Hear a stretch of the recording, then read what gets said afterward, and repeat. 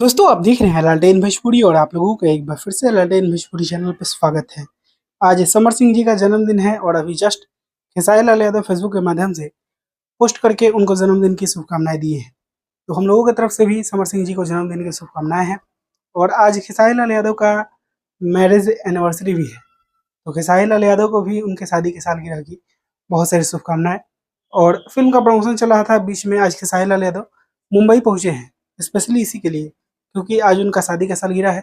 और जो शेड्यूल निकला था उसके अकॉर्डिंग कल यानी कि 13 तारीख को खेसारी लाल यादव छपरा और एकमा में और एक और जगह है, 3 सिनेमा हॉल में पहुंचने वाले हैं फिल्म का प्रमोशन करने के लिए रंग दे बसंती का। देखिए आगे क्या होता है। और आज खेसारी लाल यादव का एनिवर्सरी सेलिब्रेशन अगर होता है, वहाँ से वीडियोज़ निकल कर आएँगे ही। फिलहाल कुछ जानकारी मुझे नहीं है। बाकी आप लोग भी खेसारी लाल यादव को शुभकामनाएँ दीजिए, समर सिंह जी को शुभकामनाएँ दीजिए।